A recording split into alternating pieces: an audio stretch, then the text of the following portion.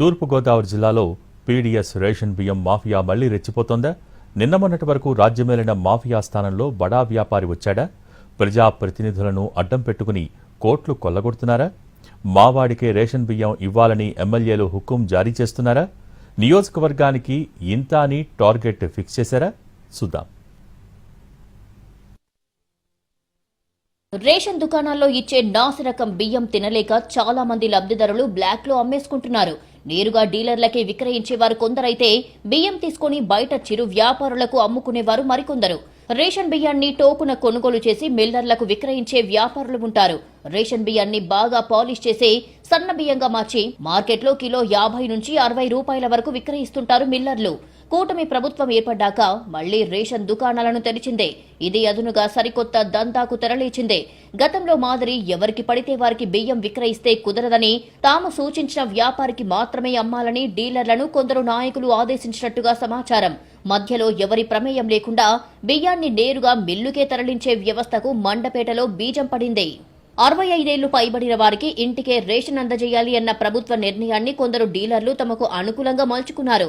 బియ్యం ఇంకా రాలేదంటూ లబ్ధిదారుల వద్ద వేలిముద్రలు వేయించుకుని వారికి డబ్బులు ఇచ్చేస్తున్నారు. రేషన్ దుకాణంలో బియ్యం తీసుకువెళ్లని కార్డుదారులను ముందుగానే గుర్తిస్తున్నారు. ఈ మేరకు కొందరు డీలర్లు సరిపడా బియ్యాన్ని మాత్రమే ఎంఎల్ఎస్ పాయింట్ నుంచి తీసుకుని మిగిలిన బియ్యాన్ని అక్కడే మిల్లర్లకు విక్రయించేస్తున్నారు. ఉమ్మడి తూర్పుగోదావరి జిల్లాలోని ఒక్కో నియోజకవర్గం నుంచి 500 టన్నుల రేషన్ బియ్యం మిల్లులకు తరలిపోతున్నాయి. ఈ వ్యవహారంలో సహకరించినందుకు కొందరు ఎమ్మెల్యేలకు నెలకు 10 లక్షల రూపాయల చొప్పున ముడుపులు ముడుతున్నట్లుగా ఆరోపణలు వినిపిస్తున్నాయి. మండపేట, కొత్తపేట, రాజానగరం నియోజకవర్గాలకు చెందిన ముఖ్య నాయకులు ఈ వ్యవహారాలు చక్కబెడుతున్నట్లుగా ఆరోపణలు వినిపిస్తున్నాయి. గుంటూరుకు చెందిన ఓ బడా వ్యాపారి జిల్లాలో తిష్టవేసి దందా నడిపిస్తున్నట్టుగా తెలుస్తోంది. పౌర సరఫరాల శాఖ అధికారులకు, రెవెన్యూ అధికారులకు ముడుపులు అందుతున్నట్లు ఆరోపణలు ఉన్నాయి. మరోవైపు గతంలోని మాఫియాకు, ఇప్పుడు కొత్తగా వచ్చిన మాఫియాకు మధ్య ఆధిపత్య పోరు కొనసాగుతుంది.